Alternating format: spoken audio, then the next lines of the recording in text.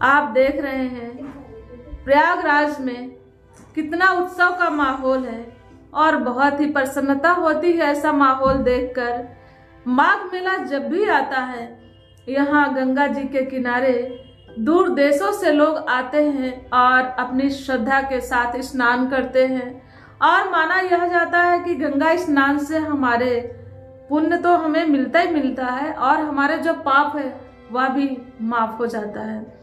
तो वास्तव में इंसान को भक्ति के लिए कुछ ना कुछ तो करना चाहिए और भक्ति का वातावरण देखने को मिलता है। प्रयागराज में माघ मेले में पूरे 1 महीना गंगा जी के तट पर जाके भीषण ठंडी में लोग कल्पवासी आते हैं और झुग्गी बना के रहते हैं। 1 महीना पूरा भक्तिमय वातावरण के साथ वह गंगा माता के दर्शन करते हैं और डुबकी लगा के अपने आप पुण्य के भागीदारी निभाते हैं, बनते हैं।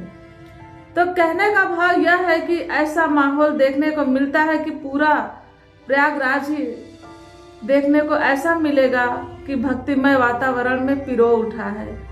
और इतना शासन प्रशासन का भी बहुत बड़ा योगदान है। दूर देशों से संत महात्मा आते हैं और यहाँ गंगा नदी में स्नान करके और अपने आप को ऐसा महसूस करते हैं कि वास्तव में एक वरदान स्वरूप प्रयागराज वासियों को मिला है कि जो हमारे यहाँ पर एक बहुत बड़ी मान्यता है कि गंगा यमुना सरस्वती तीनों का संगम आपको यही मिलेगा देखने को, प्रयागराज की धरती पर।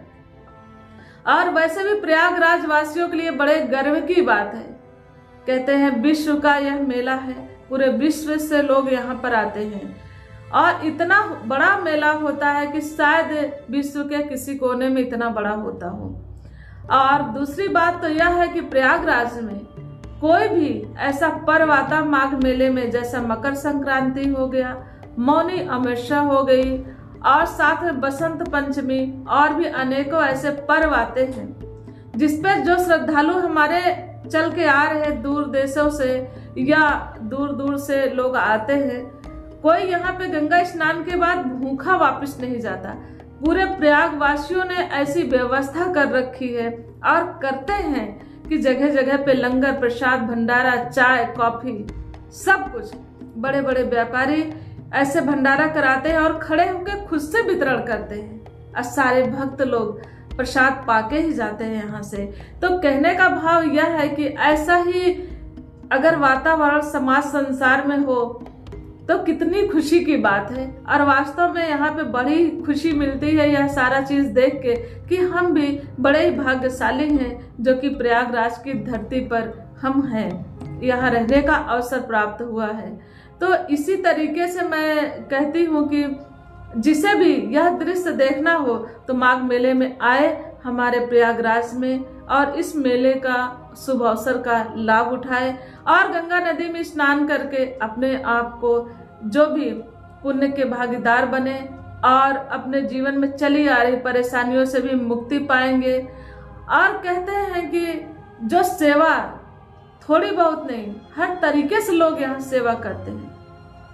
जो कल्पवासी आते हैं यहाँ पे संत महात्माओं की सेवा, गरीबों की सेवा करते हैं। और आपने देखा होगा कि यहाँ के जो बड़े वर्ग के लोग हैं, व्यापारी लोग हैं, पैसे वाले या गरीब, जिसकी जैसी हैसियत है, वहाँ भी पूरे प्रयागराज में कोने कोने भंडारा करके भक्तों को खिला के वह भी पुण्य के भागीदारी बन रहे हैं और बनना भी चाहिए। ऐसे ही सेवा पूरे देश में होनी चाहिए।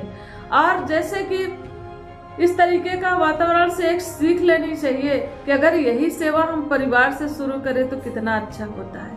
किसी के पास संपन्नता है तो दूसरे भाई को उठाने में जरा सा भी ना सोचे, दूसरे भाई बहनों की ही मदद करे, रिश्तेदार नातेदारों की पहले मदद करे, वह भी समाज में आगे बढ़े और कुछ बेहतर कर सके, क्योंकि समाज भी मेरा एक परिवार की तरह है।